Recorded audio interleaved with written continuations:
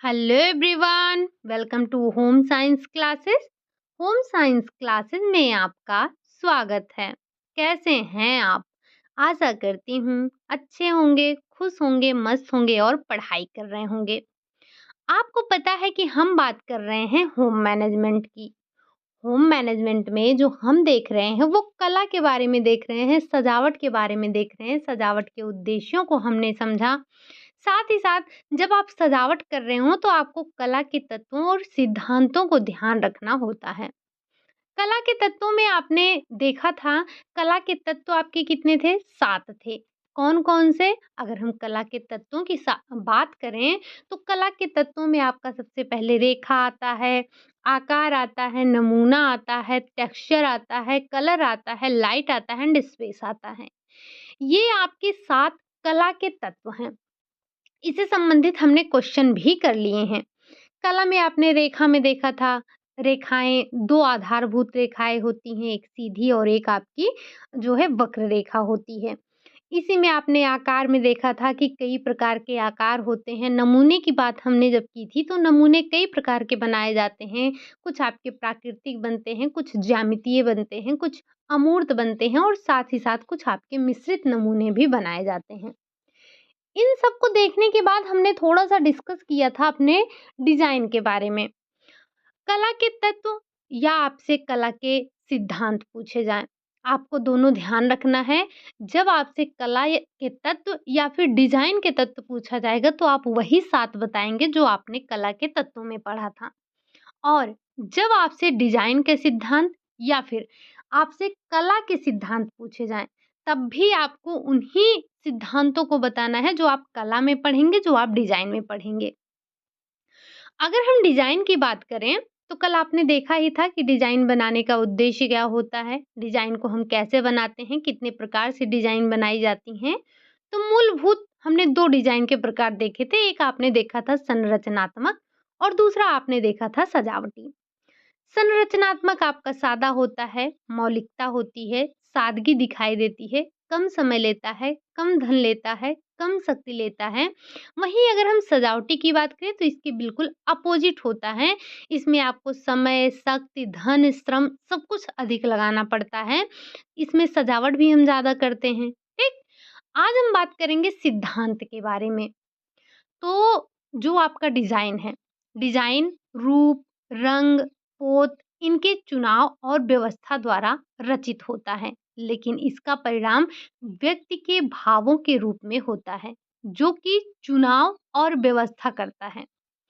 घर घर एक डिज़ाइन होता है, जो कि उन व्यक्तियों के विचारों और उनके व्यक्तित्व को अभिव्यक्त करता है, जो कि उसकी रचना करते हैं।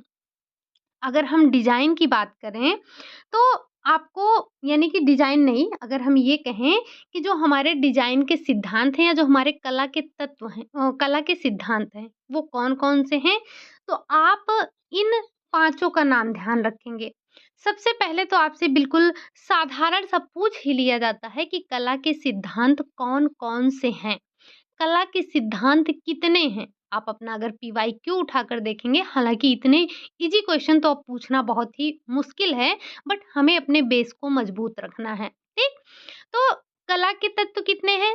7 हैं, हमने कल पढ़ा था, यानी कि सैटरडे को पढ़ा था, नहीं फ्राइडे को पढ़ा था। कला के सिद्धांत कितने हैं? 5 हैं। कौन-कौन से? पहला है आपका अनुपात, संतुलन, स्वरूप, एकरूपता या समरूपता, लय और बल।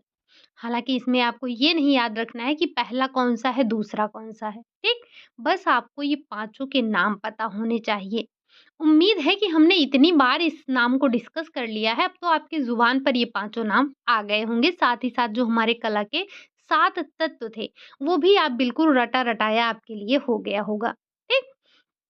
ये क्वेश्चन आपसे यहाँ से पूछे जाते हैं। अब क्वेश्चन किस तरह से बनते हैं और किस तरह से बने हैं, ये आपने कल की जो हमारी प्रैक्टिस सेट हुई थी, उसी में आपने डिस्कस कर लिया था। हमने देखा था कि किस तरह से क्वेश्चन बने थे यहाँ से। अब एक-एक करके जो हमारे कला के सिद्धांत हैं, उनको हम थोड़ा-थोड़ा समझते हैं और कुछ की पॉइंट हैं जिनको आपको ध्यान रखना है। अगर उन पॉइंटों को भी आप ध्यान रखते हैं तो आपको काफ़ी हेल्प मिलेगी। बात करें अगर हम सबसे पहले अनुरूपता का, अनुरूपता या फिर इसी को हम एकरूपता कहते हैं, ठीक?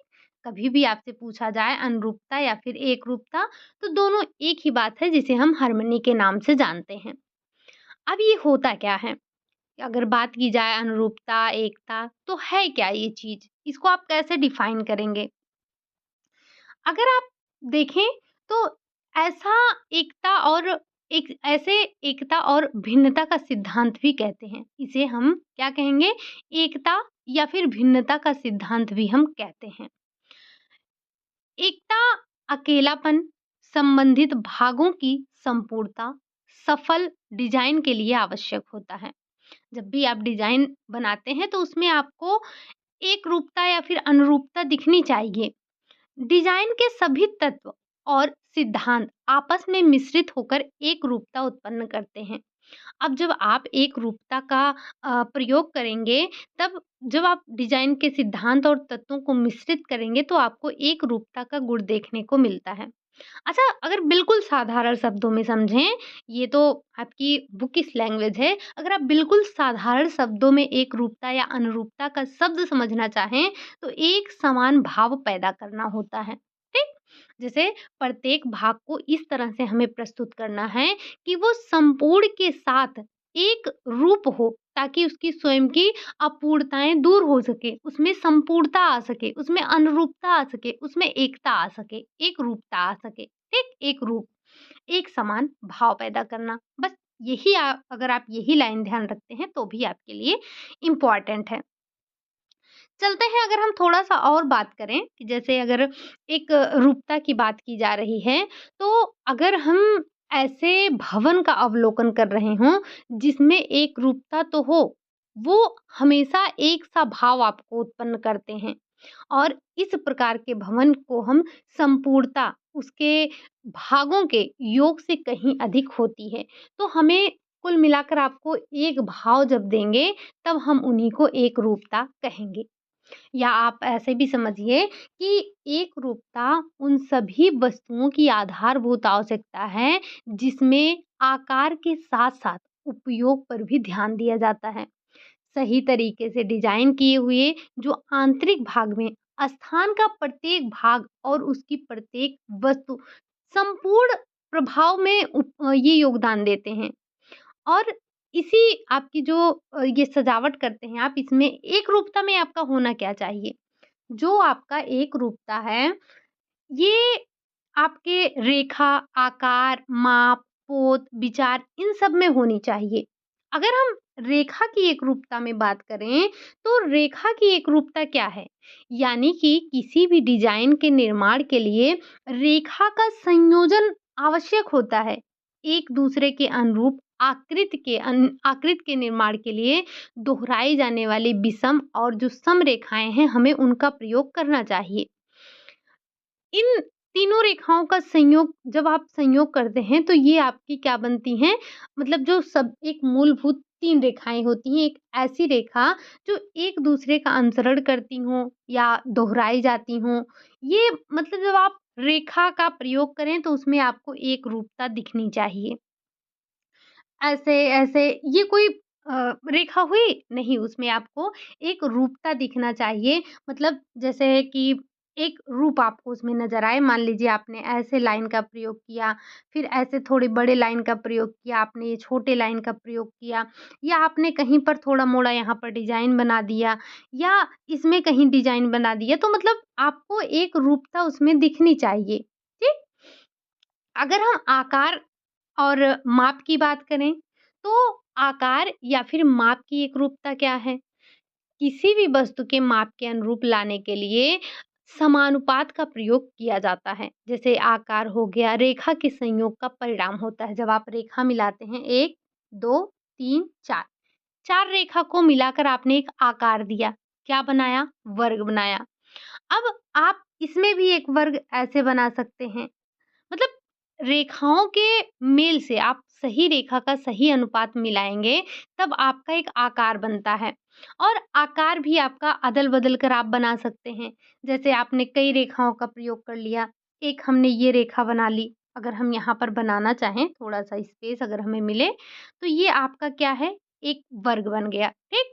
अब एक वर्ग में आपने क्या किया, एक वर्ग और बना दिया, एक वर्ग और बना दिया, इसमें आपने एक वर्ग और बना दिया, इसमें आपने एक वर्ग और बना दिया, ऐसे आपने एक वर्ग और बना दिया। मतलब आपने कई रेखाओं का प्रयोग करके आपने ये आकार में परिवर्तन कर दिया, एकरूपता दे दी। अगर वहीं हम पोत और ये आपके मतलब टेक्सचर की बात करें, तो पोत वस्तु की सतह पर स्पर्श किया गया भाव होता है। पोत का मतलब आपने देखा था ना, जब हम किसी चीज़ को छूते हैं, तो छूने पर हमें कैसा महसूस होता है, वही आपका पोत कहलाता है। जैसे आप कड़ी चीज़ छू रहे हैं, आप नरम चीज़ छू रहे हैं, चिकनी चीज़ छू रहे हैं, खुरदुरी चीज़ छू रहे हैं, तो ये सारे आपके क्या होते हैं, इन सब में आपको एकरूपता देखनी है। अगली बात करें, जैसे आपका रंग हो गया, पोत हो गया और व्यक्ति का विचार हो गया, रंगों में भी आपको एकरूपता देखनी चाहिए। तो ये इन सभी चीज़ों का हम उपयोग करके क्या करते हैं, इन सभी का उपयोग करके अपने जो हमारा ये डिज़ाइन का सिद्धांत है, उसका हम प्रयोग करते हैं, यानी कि एकरूपता के सिद्धांत को हम लागू करते हैं। कहने का मतलब आप कुछ भी बनाएँ। जैसे कोई डिज़ाइन बना रहे हैं, किसी रेखा का प्रयोग कर रहे हैं, किसी एक दूरी का मतलब आपको समान दूरी रखनी है। ऐसा आपने एक त्रिभुज बनाया यहाँ सॉरी ये आपने क्या बनाया? ये आपने बनाया एक वर्ग बनाया या आयत बनाया, जो भी बनाया। एक आपने यहाँ बनाया, एक आपने यहाँ बनाया, एक आपने यहाँ बनाया, हालाँकि अभी फिर ये दूरी आपकी समान नहीं है। तो आपको जब एकरूपता देना है, तो जैसे इन दोनों के बीच की जो दूरी है, इन दोनों के बीच की जो दूरी है वो भी समान हो, ये आकार भी समान हो, मतलब जब आप आकार में समानता लाएँगे, रेखे में समानता लाएँगे, तो ये आपकी एकरूपता को दर्शाते हैं। अगला जो हमारा सिद्धांत आता है वो आता है अनुपात का। अब अनुपात अनुपात एक मतलब अनुपात का सिद्धांत सभी अन्य सिद्धांतों का आधारभूत सिद्धांत है। अनुपात आपका हर जगह लागू होता है। प्रत्येक व्यक्ति को प्रतिदिन जो कार्य करते हैं उसमें भी अनुपात संबंधी कई व्यवहारिक समस्याओं का सामना करना पड़ता है। जैसे जैसे ये समस्याएँ क्या हो सकती हैं? हम ऐसी व्यवस्था किस प्रकार करें जो लोगों को अच्छी लगें?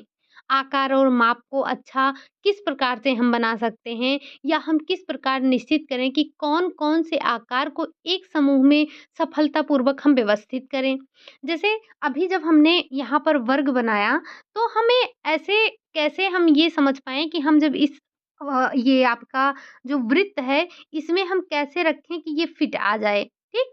मतलब आपको ये भी ध्यान रखना होता है कि हम किस तरह से व्यवस्था करें, ये बहुत बड़ी समस्या होती है। अगर हम क्रैग और रस के अनुसार बात करें अनुपात की, तो इन्होंने बताया कि जो आपका अनुपात है, अनुपात जो है ये संबंधों का नियम है जिसकी मांग है कि स्थान के सभी विभाजन आकर्षक रूप में एक दूसरे से और संपूर्ण रूप से संबंधित हों। आपने आपसे पूछा गया है कि संबंधों का नियम हम किसे कहते हैं? तो आप यहाँ से ध्यान रखेंगे, ये इम्पोर्टेंट पॉइंट है आपके लिए, ये वाला पॉइंट आपके लिए बहुत इम्पोर्टेंट है। संबंधों का नियम हम किसे कहते हैं? तो ध्यान रखेंगे जो आपका अनुपात है, अनुपात को ही हम सिद्धांतों का नियम कहते हैं। क्या कहते हैं हम? अनुपात को हम सिद्धांतों का नियम कहते हैं। जैसे एक अप्रशिक्षित जो व्यक्ति है, अप्रशिक्षित व्यक्ति में भी अधिकांशतः उत्तम अनुपात की संवेदना जन्मजात से होती है। इसके लिए शिक्षित होना ज़रूरी नहीं है, मतलब प्रशिक्षित होना ज़रूरी नहीं है। सोफ़ा को आप अपने आप कोई व्यक्ति बैठ की लंबाई के दीवार के सामने रखता है या एक आप जैसे कुर्सी ही है या हम एक ये कह सकते हैं कोई एक महिला है जो कि छोटी है, एक छोटे कद वाली जो महिला है, वो बड़ा हैट पहनना पसंद नहीं करती है और ऐसे हैंडबैग उपयोग में नहीं लाती है जो कि अधिक बड़ा दिखाई दे। कोई भी अक्षरों का या अगर कागज़ पर बिना मार्जिन छोड़े लिखें तो आँखें विचलित होती हैं। ये सारे आपके एक अनुपात जैसे जब हम यहाँ पर लिखते हैं तो ये साइड-साइड में आपको जगह मिलती है। साइड में जगह मिलती है, ऊपर जगह मिलती है। इनफैक्ट जब आप लाइन लिखते हैं तो लाइनों के बीच में भी आपको जगह मिलता है। एक रेशियो होता है, एक अनुपात होता है आपका 2 लाइनों के बीच में भी। अच्छा क्या हो अगर अभी यहाँ से लिखना स्टार्ट करें, एकदम बिल्कुल कॉर्नर से लिखें और यहाँ तक लिखा जाए, ठीक? साथ ही साथ ये जो आपके ये बीच में स्पेस आपको मिल रहा है, ये बीच वाला स्पेस आपको ये भी कम मिले, तो क्या होगा? ये आपके आँखों को भी नहीं भाएगा। तो जो ये अनुरूपता का सिद्धांत सॉरी जो ये अनुपात का सिद्धांत है, इसे हम संबंधों का नियम भी कहते हैं और ये क्वेश्चन आपसे पूछा गया है, इम्पोर्टेंट है। इसको आप कहीं न कहीं नोट डाउन ज़रूर कर लीजिएगा।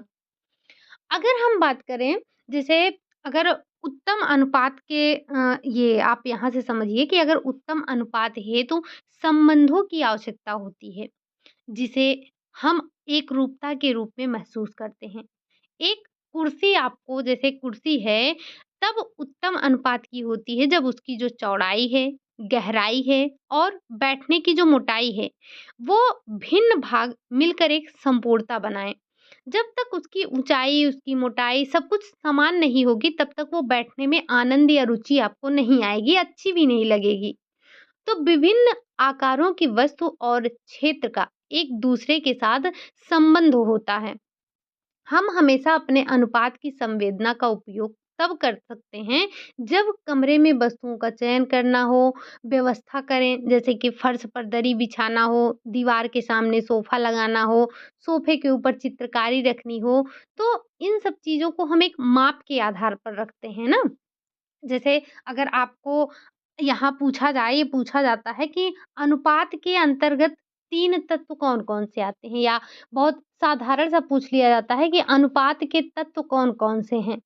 तो यहाँ पर आप इतना ध्यान रखेंगे कि अनुपात के जो तत्व हैं, वो अनुपात के तत्व 3 हैं। एक है आपका अनुपात में रेखा, एक है अनुपात में दूरी और एक है आपका अनुपात में माप। अनुपात में रेखा मतलब आप ऐसे समझिए कि जैसे ये आपके पास एक ये है और एक ये है, ठीक? सॉरी ये थोड़ा-सा यहाँ पर अगर थोड़ा-सा स्पेस हो तो हम यहाँ पर चलते हैं, ठीक? ये आपने क्या बनाया? ये आपने एक आयत बनाया और ये आपने एक वर्ग बनाया। अब आपको संतुलन चाहिए, आपको अनुपात चाहिए। तो अनुपात का मतलब क्या है? जब आप इसको बराबर भाग में बाँटेंगे, इसको ऐसे बराबर भाग में। अब ये जो आपका आयत था, आयत को आपने ऐसे भाग में बाँट दिया, इसको बराबर भाग में बाँट दिया। मतलब चाहे आपने क्षैतिज काटा या फिर लंबवत रेखा में विभाजित किया। तो ये आपका क्या हुआ एक अनुपात में आपने रेखाओं को विभाजित किया। अगर जैसे आप घर की सजावट कर रहे हैं तो आपको इस सिद्धांत का उपयोग करना चाहिए। जैसे ऊंची छत वाले लंबे कमरे में बड़े-बड़े प्रिंट वाले चौड़ी रेखा वाले पर्दे आपको उपयोग में लाना चाहिए। जब आपकी दीवार ऊंची है तो आप कैसी रेखा वाले पर्दे लगाएंगे?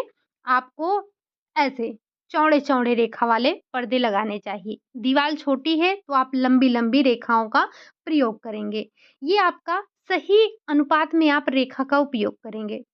अगर हम दूरी की बात करें तो डिजाइन में विभिन्न वस्तुओं के बीच की दूरी के क्रम का अनुपात हमें रखना चाहिए। जैसे आप जब सजावट कर रहे हों तो आपकी जो सजावट हो वो आकर्षक लगे, सुंदर लगे।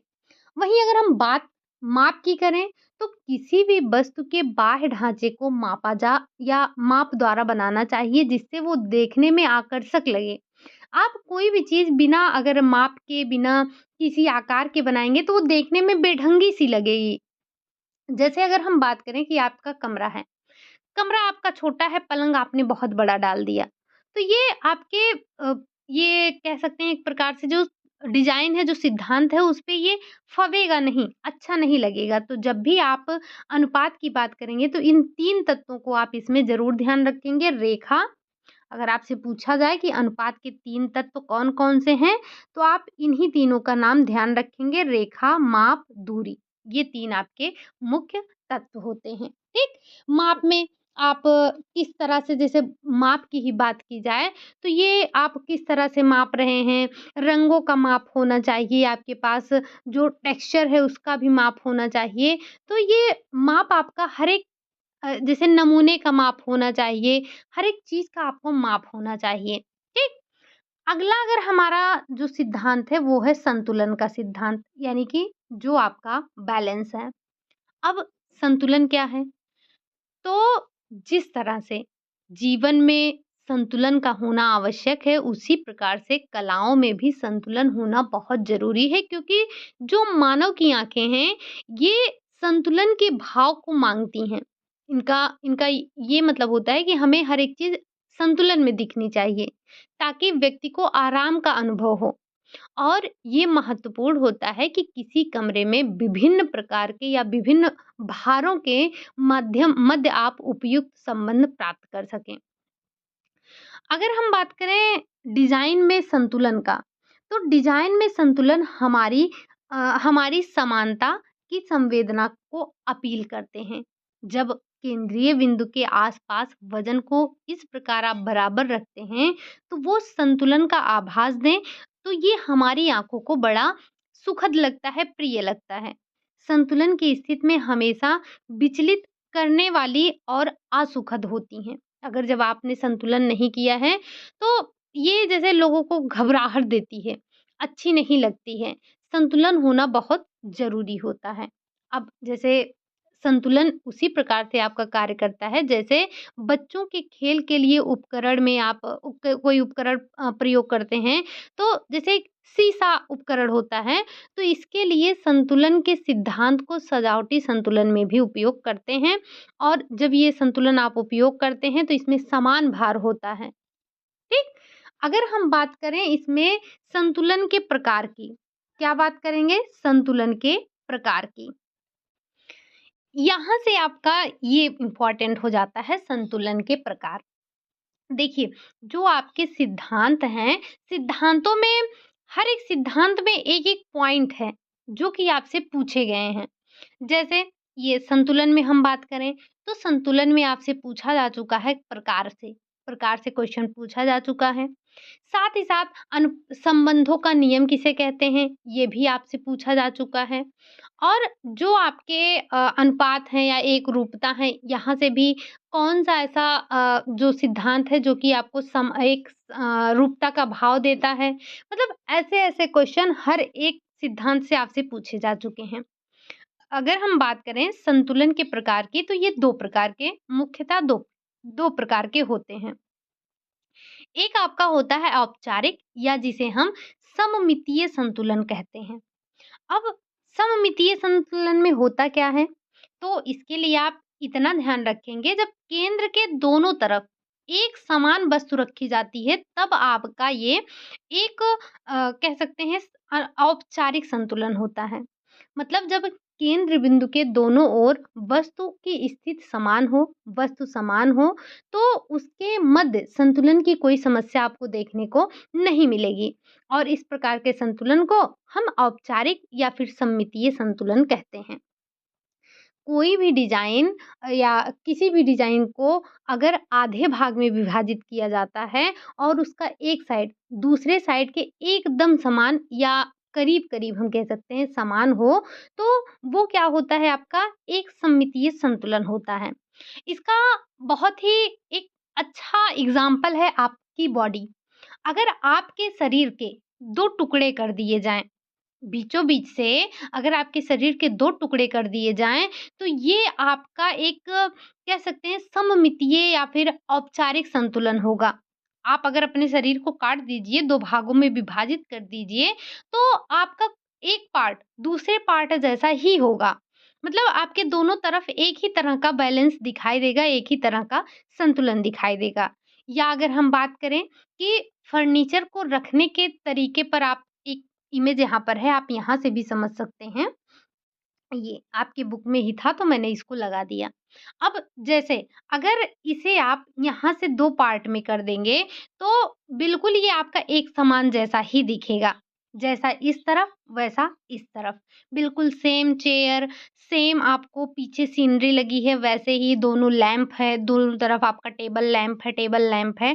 तो आप कमरे में भी जब आप व्यवस्था करें, तो जब आपको एक समान भाव दिखे या एक समान आपको दोनों तरफ एक समान दिखे संतुलन, तो वो आपका सममितीय संतुलन होता है।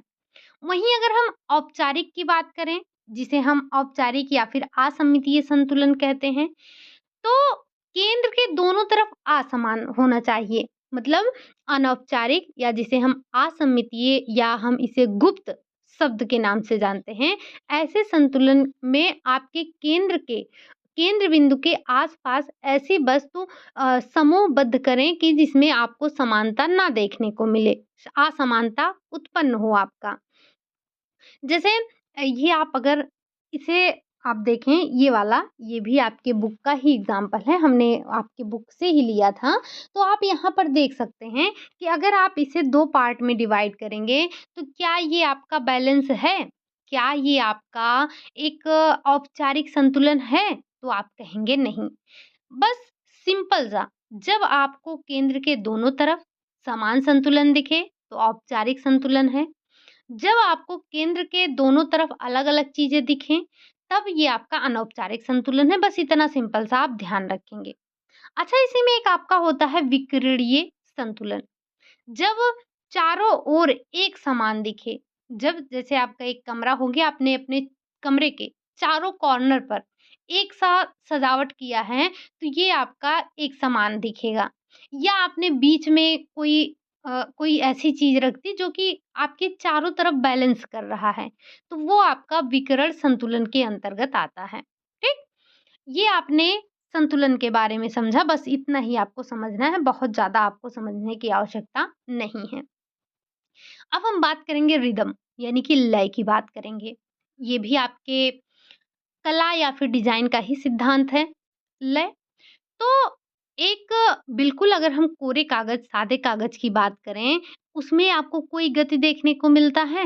जैसे यही आपका बिल्कुल अगर हम प्लेन रखें, अभी इसमें कुछ ना लिखा जाए, तो क्या ये आपकी आँखों को प्रवाह देगा? नहीं देगा। तो आँखों की गति का समान प्रवाह में ही लय है। आँखों की गति का समान प्रवाह ही आपका लय कहलाता है। जब आपने किसी कमरे को बिल्कुल सिंपल सा रखा है, तो आपको उसमें कोई गति नहीं मिलेगी। ये एक विश्राम का स्थान होगा और आँखों को कहीं घूमने का मौका नहीं मिलेगा। अगर आप इसपे एक छोटी-सी रेखा खींच देते हैं, एक सीधी-सी रेखा खींच देते हैं, तो ये क्या दे रहा है आपकी आँखों को? ये आपके आँखों को गति दे रहा है। ये आपकी आँखों को क्या कर रहा है? गति दे रहा है। अगर हम थोड़ी-सी परिभाषा की बात करें तो कला में लय का अर्थ है रेखा, स्वरूप या रंग द्वारा निर्मित ऐसी व्यवस्था जिस पर आँखें आपकी यात्रा करें। आपकी आँखें जिस पर घूमें, वो आपका क्या कहलाता है? वो आपका लय कहलाता है। अब अगर हम लय की बात करें तो ये भी आपसे पूछा गया है स्वच्छंद लय क्या है और साथ ही साथ आपका ये नियमित लय क्या है। तो आप बस इतना ध्यान रखेंगे अगर हम लय की बात करें तो ये 2 प्रकार का होता है। एक आपका होता है नियमित और एक आपका होता है स्वच्छंद लय। नियमित लय क्या होता है? तो एक क्रमबद्ध लय होता है। मतलब इस प्रकार की जो लय है, वो एकरूपता या फिर क्रम को दर्शाती है। जैसे अगर हम बात करें संगीत हो गया, नृत्य हो गया, कविता में जैसे वास्तुकला हो गया या फिर जब आप आंतरिक सज्जा करते हैं, तो ये आपके नियमित लय के अंतर्गत आते हैं। लेकिन वहीं अगर हम स्वच्छंद लय की बात करें, तो ये आपका वेरिएबल रिदम होता है और ये एक अनियमित अंतरों से या फिर असमान ये भागों के रूप में पाया जाता है। इस प्रकार की लय में आंखें उन रेखाओं पर गति करती हैं जिस पर कि प्रभाव उत्पन्न किया जाता है। जैसे अगर हम बात करें हवा की लहरें या हवा का बहना, पानी की लहरें, ये सारी क्या होती हैं आपकी एक स्वच्छंद लय के अंतर्गत आती हैं। अगर हम बात करें कि जैसे ये आपने लय की बात तो कर ली, अब लय को हम प्राप्त कैसे कर सकते हैं या लय को प्राप्त करने के कौन-कौन से तरीके होते हैं? तो अगर हम बात करें लय हमें प्राप्त करना है तो इसके कोई एक प्रकार नहीं है, कई प्रकार हैं। सबसे पहले तो हम बात करेंगे दोहराव के द्वारा। मतलब लय को प्राप्त करने का सबसे जो सामान्य सी विधि है, वो होता है दोहराव के द्वारा। इसके द्वारा आप जैसे रूप हो गया, नमूना हो गया, रंग हो गया, इन सबको आप सरलता से दोहरा सकते हैं। जब विभिन्न आकारों को एक निश्चित अंतराल पर आप दोहराते हैं, तो एक गति उत्पन्न हो जाती है जो कि आपकी आँखों को भाती है। हमारी आँखें उसी लय पर चलने का कार्य करती हैं। कुछ अधिक रुचिप्रद और सादे प्रयोगों को संपादित करके आप घर में भी, कमरों में भी लय उत्पन्न कर सकते हैं। साथ ही साथ दूसरी अगर हम बात करें, तो आकारों में दोहराव एक तो आपका हो गया, दूसरा आप आकार में वृद्धि कर सकते हैं। जैसे दोहराव का मतलब आप ऐसे डिज़ाइन बना रहे हैं, आप दोहराव कर रहे हैं, दोहराव करते चले जा रहे हैं। अगर जो दूसरी हम बात कर रहे हैं आकारों में वृद्धि करके, तो जब आपको लय प्राप्त करना है, तो आप इसमें कैसे? जैसे अगर हम दोहराव की जब बात किए, तो आपने क्या किया एक ऐसे मानते हैं, थोड़ा-सा स्पेस चाहिए होगा, तो यहाँ पर है। एक बार हम मानते हैं कि आपने ऐसे डिज़ाइन बनाया, एक रेखा बनाई, उसपे आपने ऐसे, ऐसे, ऐसे, ऐसे, ऐसे, ऐसे आपने डिज़ाइन बनाया। दूसरा आपने कुछ इस तरह से आपने डिज़ाइन बनाया। वैसे डिज़ाइन बहुत ही गंदी बन रही है बट आप समझने की कोशिश करिएगा हम क्या कर रहे हैं। फिर आपने ऊपर भी ऐसे ही बनाया, ऐसे ही बनाया। फिर आपने क्या किया, फिर आपने ऐसे ही बनाया। मतलब ये आप दोहराव कर रहे हैं। एक आप ऐसा बनाएँगे फिर ऐसा बनाएँगे फिर ऐसा। ये हो गया आपका दोहराव। अगर हम वृद्धि की बात करें, आकार में उत्तरोत्तर वृद्धि की बात करें, तो जैसे आप ऐसे मतलब एक छोटा गोला बनाएँ, फिर इससे बड़ा, फिर इससे बड़ा, फिर इससे बड़ा, फिर इससे बड़ा, फिर इससे बड़ा, इससे बड़ा, मतलब ये आपकी आँखों को गति देते चला जा रहा है।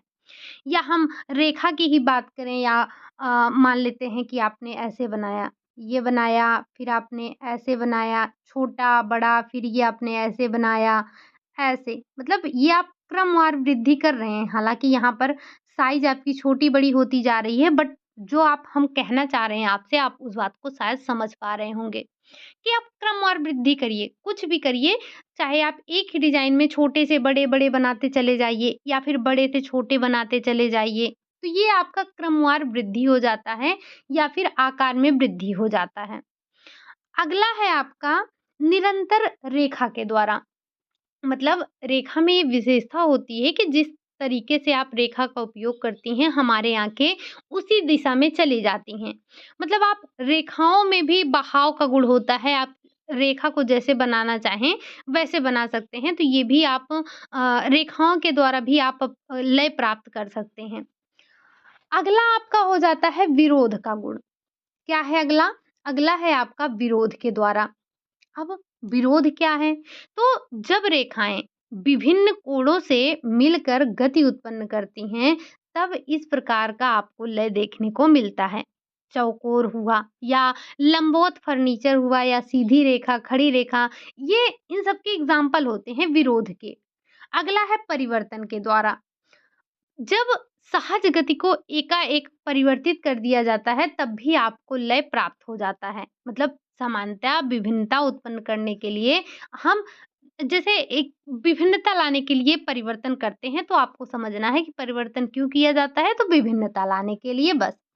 विकिरण के द्वारा अगर एक बिंदु से निकली जो रेखाएँ हैं, वो आँखों को सहज रूप से डिज़ाइन के एक भाग से दूसरे भाग तक नहीं ले जाती हैं, फिर भी कभी-कभी इस प्रकार का जो हम उत्पन्न करते हैं लय, वो हम इसे विकिरण या कह सकते हैं एक प्रकार से, जब आपको चारों तरफ जैसे आपने बीच में कुछ बनाया ऐसे, आपने चारों तरफ एक प्रकार से ये डिज़ाइन बना दिया, तो ये एक विकिरण के द्वारा आप लय उत्पन्न कर रहे हैं कि ये आपकी आँखें जो हैं वो चारों दिशाओं में घूम रही हैं।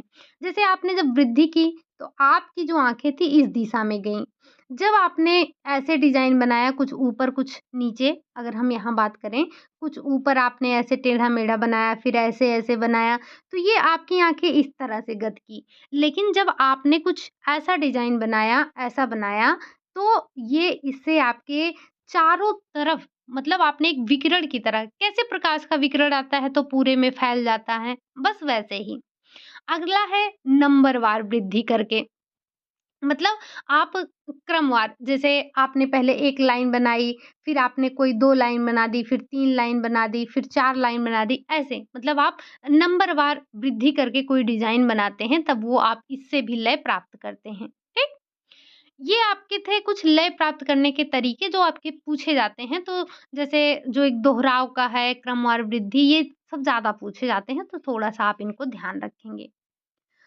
अब हम लास्ट बात करेंगे एम्फेसिस, यानी कि हम बात करेंगे बल की, कि डिज़ाइन के सिद्धांत में या कला के सिद्धांत में बल क्या है, क्या महत्व है? तो अगर कोई व्यवस्था संतुलित है, पूरी तरह से संतुलित है, उसका अनुपात उत्तम है और उसके प्रत्येक भाग में पूर्णता, एकरूपता है, तब भी ये नीरस और अरुचि दिखाई दे सकता है।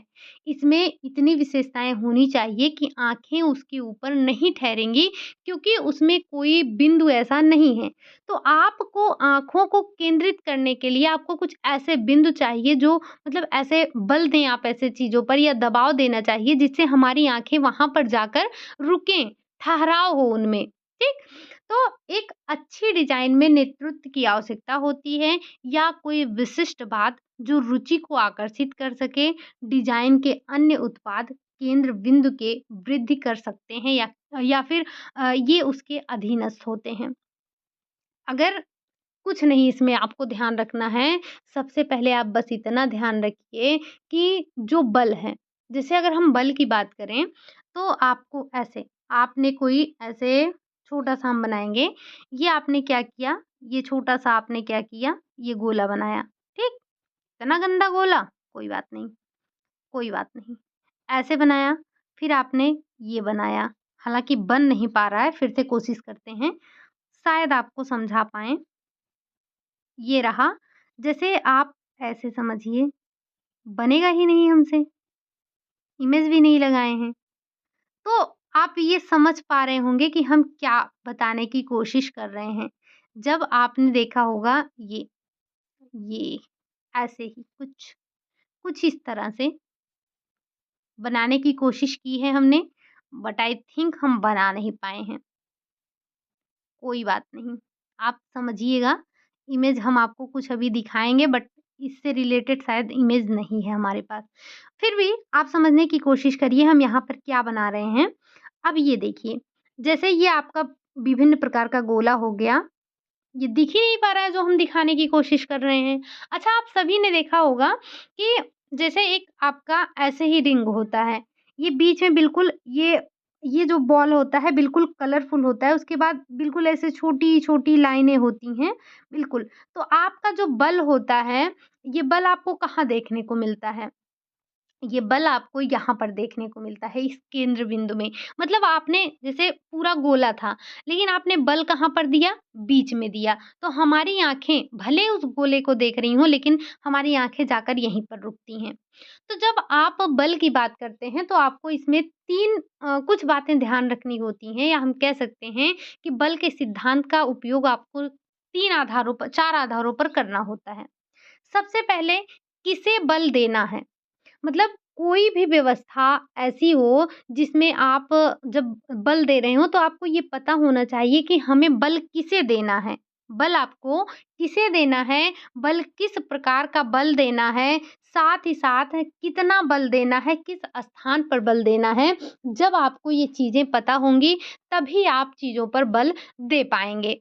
मतलब आप किस तरह से बल दे सकते हैं, बल देने के प्रकार क्या-क्या होते हैं। तो अगर हम बल देने की प्रकार की बात करेंगे, जैसे आप यहाँ पर कितने प्रकार से आप बल दे सकते हैं।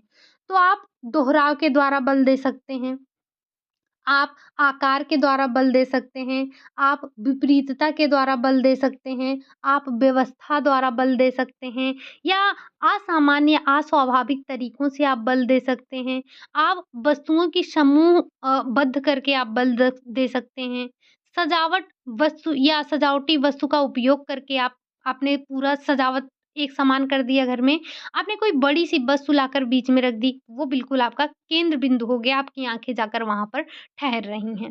तो बस आपको यहाँ पर इस चीज़ को आप ध्यान रखेंगे, ये पूछा जाता है कि बल में हमें किन-किन बातों का ध्यान रखना होता है। तो किसे बल देना है? किस प्रकार बल देना है? किसे बल देना है? किस प्रकार बल देना है? कितना बल देना है और किस स्थान पर आपको बल देना है?